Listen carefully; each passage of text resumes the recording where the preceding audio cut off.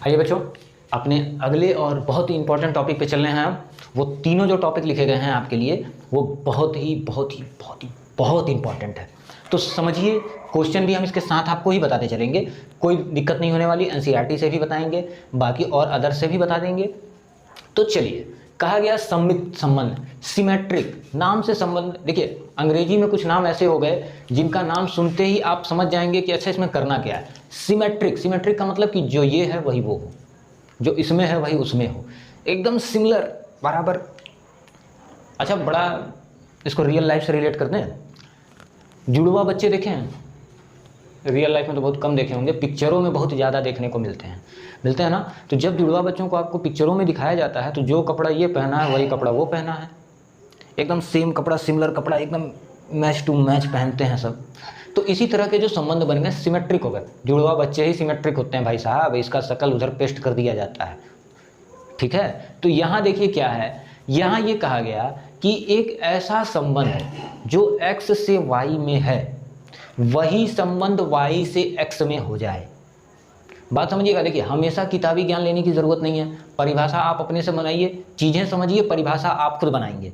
मतलब ये दो कोई अवयव हों, जो रिलेशन इसका इससे हो वही इसका इससे हो जाए तो क्या कहलाएगा? सम्मित संबंध कहलाएगा। तो परिभाषा क्या लिखी गई? जो संबंध x तथा y में है वही संबंध वही y तथा x में हो जाए, वही संबंध y तथा x में भी हो जाए, तो इस प्रकार का संबंध सम्मित संबंध कहलाता है। जैसे यहाँ देखें, हमने लिखा x relate to y, x किससे रिलेट कर रहा है? y से। तो यहाँ क्या है, ये इक्वल होना चाहिए, y रिलेट टू x, मतलब x और y यदि r के एलिमेंट है तो y और x भी r के एलिमेंट होने चाहिए। अब इसमें देखिए, ज़्यादातर कुछ समझना नहीं है, बस ये समझिए इसमें क्या क्या सिमेट्रिक होते हैं। इधर बताएं, क्योंकि हाँ, जैसे भाई का रिश्ता, बराबर, सम्मित से सर्वांगसम, सम्मित करें, सर्वांगसम, समांतर, ये सारी चीज़ें जो हैं क्या होती हैं? सम्मित संबंध में आती हैं। हाँ, लेकिन अब ये कहेंगे भाई बहन का रिश्ता, ये सम्मित नहीं हो सकता। अरे मान लीजिए आपके यहाँ कोई बालिका है तो वो आपकी बहन हो गई, तो वो तो आपकी बहन हो गई, आप तो उसके भाई हो गए ना। ऐसा थोड़ी है कि वो आपकी बहन हो गई तो आप भी उसके बहन हो गए। तो अरे ऐसे कैसे बहन हो गए? आपके जेंडर पे शक हो जाएगा, लोग डाउट कर लेंगे जेंडर वे पे। तो चलिए, ये संबंध जो होता है नहीं होता है। उसके बाद पिता पुत्र का जो संबंध होता है ये भी सिमेट्रिक नहीं होता है। अरे वो अलग की बात है, लोग कह देते हैं कि अरे हमारा बच्चा हमारा बाप है, लेकिन वास्तव में तो होता थोड़ी है। अब पिता पिता ही रहेगा, पुत्र पुत्र ही रहेगा। इसी तरह से पति पत्नी का रिलेशन जो है वो आपका सम्मित नहीं हो सकता। क्यों? अब क्या, अब अगर हम कह दें कि फलाने हमारी पत्नी है, अरे फलाने का मतलब हमारी पत्नी को ही कहेंगे, तो क्या अब हम उनकी भी पत्नी हो जाएंगे? फिर हमारे जेंडर पे सवाल नहीं उठ जाएगा? हाँ, तो ऐसा है कि ऐसा संबंध देख लेंगे। अब जैसे आप कहें कि फलाने हमारे भाई हैं, तो भी तो कह सकते हैं कि धमाके भी हमारे भाई हैं, कह सकते हैं ना। तो इस तरह का जो संबंध है जो एक से दूसरे में बन रहा है वही संबंध दूसरे से आप में भी बने तो क्या कहलाएगा? सम्मित संबंध कहलाता है। आइए इस पे कुछ क्वेश्चन लिखते हैं और उसमें आपको समझाने की कोशिश करते हैं कि किस प्रकार के संबंध को आप क्या कहेंगे। तो आइए बच्चों, देखते हैं, कुछ संबंधों के बारे में जानकारी ले लेते हैं कि कैसे, किस प्रकार के संबंध को आप सम्मित कहेंगे या नहीं कहेंगे। अभी देखिए, अभी आपको तुरंत बता रहे थे परिवार के सदस्यों का समुच्चय संबंध है कि बहन है, तो कब परिवार में सब लोग बहनिए हो जाएंगे? नहीं ना, मतलब ये सम्मित संबंध नहीं है। कह रहा है समांतर रेखाओं का संबंध, यहाँ ध्यान देंगे, दो रेखाएं समांतर है तो हम ये कह सकते हैं कि ये इसके समांतर है, अगला कह देगा ये इसके समांतर है, तो ये तो सम्मित है। त्रिभुजों के सर्वांगसम होने का, सर्वांगसम होने के लिए क्या चाहिए था कि कोई भी दो कोण एक भुजा, तीनों भुजाएं तीनों कोण, एक कोण एक भुजा, ऐसे करके, तो ये क्या होता था? ये ऐसे सर्वांगसम हो जाता था, मतलब लगभग सिमिलर। ये तो ठीक है, ये भी है। वर्ग का संबंध जो है सम्मित आपका नहीं होगा। क्यों? अरे 2 का वर्ग करेंगे तो 4 आ जाएगा, तो इसे 4 का वर्ग करेंगे तो 2 आ जाएगा, कभी भी नहीं करेगा, 16 हो जाएगा। 16 का करेंगे तो आगे हो जाएगा, आगे करेंगे तो आगे हो जाएगा, तो ये तो नहीं है। बड़ा या छोटा, अगर हम ये कहें 4 छोटा है 5 से, तो क्या ये भी कहा जा सकता है 5 छोटा है 4 से? कट देंगे, सब 0 हो जाएगा आंसर में। तो ठीक है, समझ गए होंगे कि किस प्रकार का संबंध सम्मित है या नहीं है।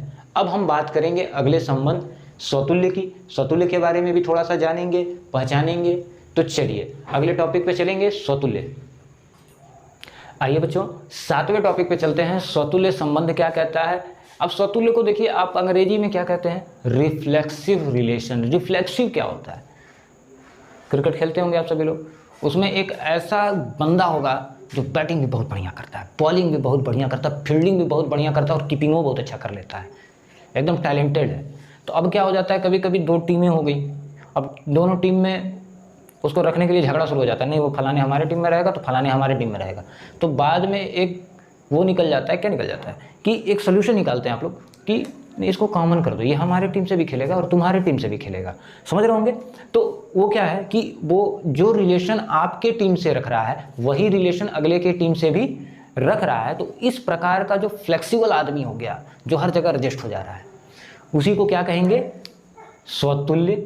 जो अपने आप से रिलेट है वो स्वतुल्य है, ठीक है। तो एक बार परिभाषा देखिए, बड़ा शॉर्ट में लिख दिए, क्या है परिभाषा कि समुच्चय ए पर कोई संबंध R इस प्रकार से हो, समुच्चय A पर कोई संबंध R इस प्रकार से हो कि A का A मतलब कैपिटल A का मतलब समुच्चय A का प्रत्येक अवयव, ठीक है, अब स्वयं से उसी संबंध से रिलेट करे। फिर से एक बार परिभाषा सुन लेंगे बहुत प्रेम से, समुच्चय A का संबंध R इस प्रकार हो कि A का प्रत्येक अवयव स्वयं से R द्वारा संबंधित हो तो स्वतुल्य संबंध कहलाता है। जैसे ध्यान दें कि x एलिमेंट हो R का, तो x रिलेट हो जाए x से, उसी रिलेशन से, तो ये क्या कहलाएगा, स्वतुल्य कहलाएगा। जैसे सर्वांगसम का संबंध, प्रत्येक त्रिभुज अपने का ही सर्वांगसम होता है, ये बात पढ़ा रखी गई होगी बचपन में, कक्षा 10 में पढ़ाया जाता है। समांतर का संबंध, प्रत्येक क्या होता है, रेखा अपने आपकी समांतर होती है, ऐसा तो कुछ पढ़ाया नहीं गया, समांतर का संबंध नहीं। बराबर का संबंध जो होता है वो जो है क्या होता है, स्वतुल्य होता है, समझ रहे हैं। अगर A इसके बराबर है तो A अपने आप के भी तो बराबर होगा। तो क्लियर हो गया होगा। तो चलिए 1-2 एग्जाम्पल यहाँ एक लाइन से लिखते हैं और आपसे पूछते हैं कि कौन सा स्वतुल्य होगा और कौन सा नहीं होगा। चलिए तो आइए बच्चों थोड़ा सा ऐसे जानते हैं। कहा धन पूर्णांक में a + b = 9, तो a + b = 9, वो भी धन पूर्णांक। तो अब क्या आपके पास कोई 2 ऐसी बराबर संख्या है क्या कि आप जोड़ दें और 9 आ जाए, या तो 5 4 होगी या तो 4 5 होगी, और दोनों को जोड़ेंगे तो इधर उधर हो जाएगा, 6 3 होगा, 3 6 होगा। तो दोनों आपस में बराबर तो हो नहीं रहे हैं, तो जब बराबर होंगे तभी स्वतुल्य कहलाएंगे, नहीं तो नहीं कहलाएंगे। यार कैसे भाई, अब जो 6 का रिलेशन है वही 6 से हो जाएगा, नहीं हो रहा ना, तो ये नहीं है। पूर्णांकों के लिए घन का संबंध, अब जैसे ध्यान दीजिए 3 का अगर आप घन करेंगे तो 27 हो जाएगा। तो ध्यान देने वाली बात यह है कि कहा गया कि वो रिलेशन उसी से संबंधित हो जाए, तो क्या 3 का रिलेशन अगर 27 हो रहा है, यानी 3 रिलेट टू 27 कर रहा है, तो 27 का भी घन करेंगे तो 3 होने वाला है, ऐसा तो होने वाला नहीं। समांतर रेखाओं का संबंध संक्रामक स्वतुल्य होगा, क्योंकि प्रत्येक रेखा अपने आप की समांतर होती है, वो अपने आप से रिलेट कर रही है। क्लियर है। तो ये तो नहीं है, बट ये है समरूप। प्रत्येक त्रिभुज अपने आप का तो समरूप होता है, दूसरे का हो चाहे ना हो उससे हमको कोई मतलब नहीं है, लेकिन अपने आप का तो समरूप होता ही होता है। तो मतलब इस तरह का भी कंडीशन क्या होगा, होगा। तो आप समझ गए होंगे कि स्वतुल्य जो संबंध है वो किस प्रकार का संबंध होगा। अच्छा, एक बड़ा प्यारा सा एग्जाम्पल जो है हम आपको बताते चलते हैं। इसी में क्या कह रहा है कि समतल में स्थित त्रिभुजों में सर्वांगसम का संबंध स्वतुल्य है, ये बात जान गए। समांतर रेखाओं का संबंध स्वतुल्य है। और क्या कह रहा है, बड़े छोटे का संबंध स्वतुल्य नहीं हो सकता है। वास्तविक संख्याओं का बड़े छोटे का संबंध जो है वो भी स्वतुल्य नहीं होगा। और दूसरी चीज, बराबर का संबंध भी स्वतुल्य होता है। ये बात याद रखेंगे कि बराबर का संबंध जो है स्वतुल्य होता है। 5वां टॉपिक, यदि x बराबर है y के तो y बराबर है x के। अगर ये कहा जाए कि x रिलेट टू y, या ये कह दें y रिलेट टू x, तो ये तो सम्मित वाली बात हो गई। लेकिन x और y दोनों बराबर हैं, तो x के जगह y की जगह पे x रख सकते हैं, या x के जगह पे y रख सकते हैं, ये बात लिखी जा सकती है। तो इस तरह का संबंध क्या कहलाने लगेगा, स्वतुल्य संबंध कहलाने लगेगा। अब हम चलते हैं आज के अपने लास्ट टॉपिक 8वें टॉपिक पे, संक्रामक संबंध। इसके बाद 2-3 टॉपिक जो और रह गई है वो आपको हम बता के इस चैप्टर का आधा पार्ट रिलेशन जो है ख़त्म कर देंगे। तो आइए आज का अपना लास्ट टॉपिक जो है संक्रामक संबंध, वो हम पढ़ते हैं। फिर अगले लेक्चर में हम कुछ और संबंधों के बारे में जान लेंगे। एक बचा रहेगा आइडेंटिटी तत्समक, ठीक है। तो उसको जानने के बाद हम सीधे फलन की ओर रुख कर लेंगे, और आइडेंटिटी जानने के बाद 2-4 क्वेश्चन और लगा लेंगे, खत्म हो जाएगा ये, ठीक है, समझ गए होंगे। तो हम फलन की तरफ रुख करेंगे। तो चलिए देखिए क्या कहा संक्रामक संबंध, ट्रांजिटिव संबंध। ट्रांजिटिव का मतलब एक से दूसरा, दूसरे से तीसरा। ट्रांजिटिव का मतलब एक से दूसरा, दूसरे से तीसरा। यह कहा गया ट्रांजिटिव रिलेशन में यदि जो संबंध x का y से है वही संबंध y का z से है, तो वही संबंध क्या हो जाए, x का z से हो जाए। अब ये कहेंगे आप लोग, अरे सर ये कैसे होगा, देखिए बताते हैं। देखिए कहा जो रिलेशन x का y से है वही रिलेशन y का z से हो, तो अगर ये दोनों क्वेश्चन में दिया है तो ये वाली कंडीशन अगर बन जाती है तो इस प्रकार का जब संबंध बनेगा तो उसको हम कहेंगे कि यह एक संक्रामक संबंध है। और सबसे महत्वपूर्ण बात कि ई एक्स वाई जेड सब के सब एक ही समुच्चय के अवयव होने चाहिए, जैसे राम, मोहन, और किसी को ले लें, चलिए राजू को भी ले लिया जाए, राजू। अब अगर हम ये कहें कि राम जो है मोहन का भाई है, मोहन जो है राजू का भाई है, तो इस कंडीशन में एक बात निकल के ये आ रही है, ध्यान देंगे कि राम जो है राजू का भी क्या हो जाएगा, भाई हो जाएगा, भाई होगा ना। तो मतलब भाई का जो रिलेशन होता है वो क्या हो जाता है, ट्रांजिटिव या संक्रामक रिलेशन हो जाता है। इसी प्रकार जो है आपका समांतर का संबंध भी संक्रामक है। चलिए देख लीजिए कैसे, एक रेखा, 2 रेखा और 3 रेखा। अगर ये कहें ये इसके समांतर है, ये इसके समांतर, तो ये भी कर सकते हैं इसके समांतर। ध्यान देंगे ABC का संबंध जो है संक्रामक है। जो रिलेशन यहाँ बन रहा है वही रिलेशन यहाँ बन रहा है, तो वही रिलेशन ये भी बन जा रहा है। अरे जब ये कह रहा है कि AB से छोटा है, B C से छोटा है, तो जाहिर सी बात है सबसे बड़ा तो C ही है, तो A C से छोटा हो ही जाएगा। तो यहाँ बड़े छोटे का संबंध जो होता है वो संक्रामक होता है।